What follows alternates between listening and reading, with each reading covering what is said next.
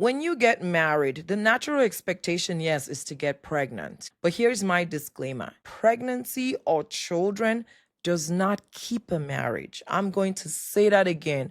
Pregnancy or children does not keep a marriage. The natural order of things that God meant for it is husband meets wife, and they're fruitful and they multiply. And at the same time, you both have to be vigilant. Vigilant on who is speaking into your life. Vigilant on how in-laws are influencing your marriage. If you're in your waiting season, you want to rock your belly bump, you want to start that business, you want to bear misses, it would happen for you. You are not forgotten. God knows when it would happen at the right time. Welcome to Activate Best You, the Waiting Room series. Episode is titled The Natural Expectations. A lot of times people thinking fruitfulness has to be tied only to that job or tied to being pregnant and giving birth. But fruitfulness is in every area of your life, starting that job, starting that business, bringing out all that God has put inside of you. And we're focusing today on marriage. So you said I do. And now all of a sudden, the pressure is on. Everybody is waiting, watching you to see, when is that baby coming? Are you pregnant yet? Are you pregnant yet?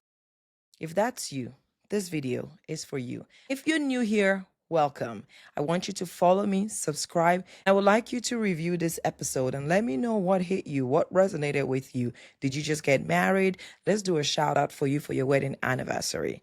In this episode, we are unpacking the pressures that couples feel the moment they say I do. You got married and you're like, whoo, license to kill. You're having fun.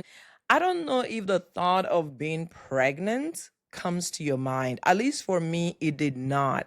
All I wanted to do was bond with my husband. So you came off your white dress, you went on your honeymoon, and you both had blast. And you come back after maybe 2 weeks, 3 weeks, and a month go by, 2 months go by, 3 months go by, and now everybody's watching your womb, aka womb watchers.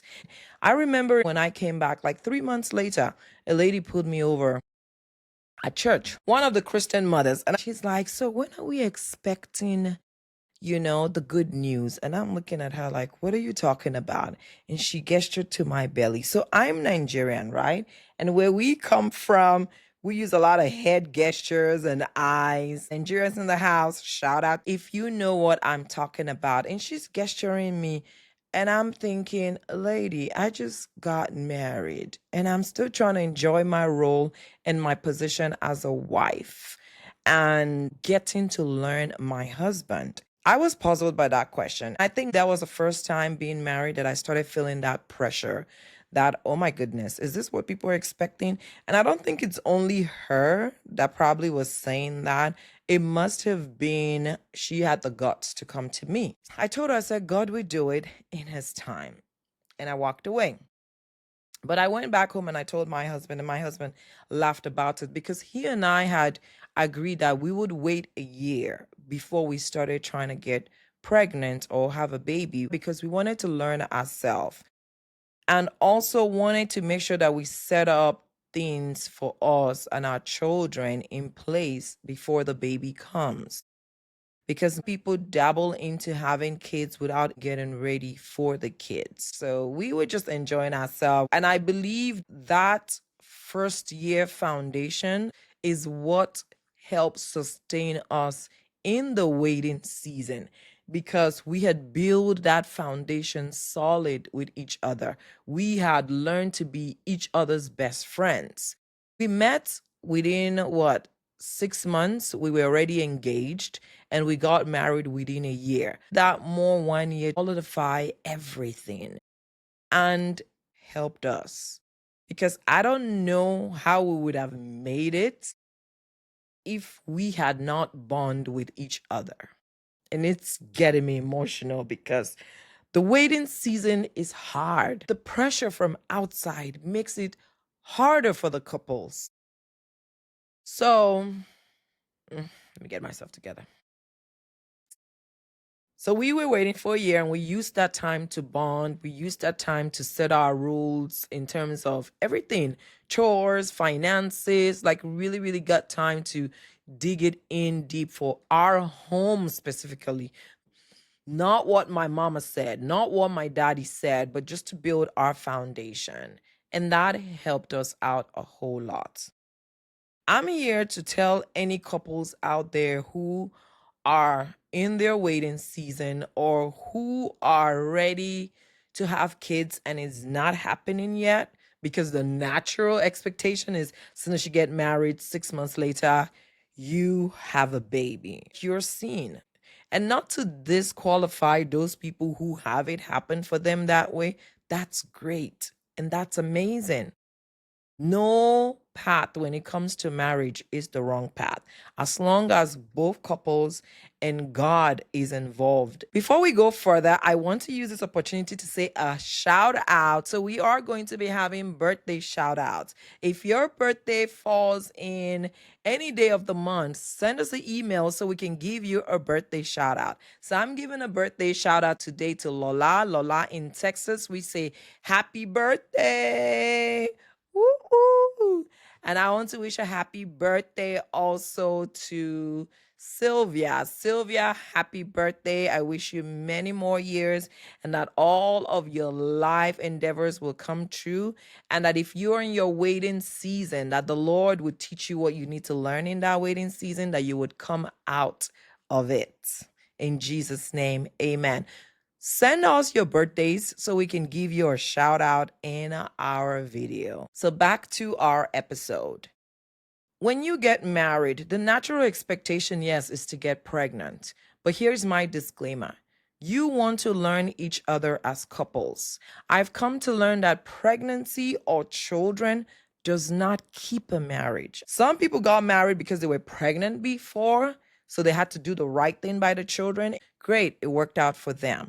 But the natural order of things that God meant for it is husband meets wife, and they're fruitful and they multiply. Anything outside of it, it becomes permissive will of God. When you get married, use the time to talk about things that needs to happen in your home. Who is going to be the primary caregiver? If you have businesses that you need to start, how are you going to deal with in-laws coming into the house? How are you going to deal with conflict with each other, conflict with family members? That should be the natural order of things once you get married, because you want your marriage to last. You want your marriage to stand the tide of the trials and tribulation. And don't be deceived. Marriage has its trials. Yes, it's beautiful. You see the couples all lovey-dovey, nice. It's great. Marriage has its trials. But if your foundation is not built on God, then I don't even know the word to describe that. Then be ready for rock bottom. And at the same time, you both have to be vigilant. Vigilant on who is speaking into your life. Vigilant on how in-laws are influencing your marriage. My disclaimer, that should be natural occurrence, especially the first 3, 4, 5, 6 months. And if you think different than my disclaimer, I want to see your comments. Convince me below. This is where I end my episode today. If you're in your waiting season, God knows when it would happen at the right time. Here's an assignment for you. I want you to go back and ask God, what does He want you to learn in this waiting season? What character do you need to build? What business do you need to start? What foundation do you need to erect? That should be the natural occurrence once you get married. Marriages are ending off of the wrong foundation. And also, aunties and uncles out there, please leave married couples alone, especially newlyweds. Leave them alone and stop that pressure. If you want to serve them and want to support them in that marriage, pray for them. Pray for them that every good thing that God has promised marriage will find them. Pray for them that their marriage will not be statistics. pray for them that in the days of trials in their marriage, that they will not fall out, they will not give up. Pray for them that no man or no woman will represent them in their marriage. Pray for them that they would only have eyes for one another in their marriage. And I want to encourage married couples out there. The good news is you will carry your child. Sister and brother waiting to get married, good news is you will find the bone of your bone. Entrepreneurs in waiting or in hiding, good news, you will start that business. And we're just going to use this moment to welcome our sponsors. I want to use this opportunity to thank our sponsors. Thank you for sponsoring this podcast. And if you would like your business to be sponsored, I want you to send us an email in the show notes. And I will see you at the next episode. Till then, remember to be your best. We're going to say a closing prayer before we end. Father, Lord, I invite you into everyone who had listened to this episode today. I pray that in the name of Jesus, that the natural order of things that you have set out for them over their home, over their marriage, would work out together for their good in the name of Jesus. Their marriage will not be statistics. Their business will not be statistics. Their life will not be statistics of evil. It will be for good works. You will use them mightily as those for signs and wonders. And for those who are in the waiting room, Lord, I ask for the patience. I ask for the wisdom. I ask for the strength to be able to walk. Let them learn everything that you have called them to be. And every spirit of giving up, every spirit of frustration, it is not their portion in the name of Jesus. We pray. Amen. And if you joined us in that prayer, type amen in the comment section. I would like you to review this episode and let me know what hit you, what resonated with you. You are next to be celebrated, to be congratulated, and keep being your best. I'll see you in the next episode. Bye.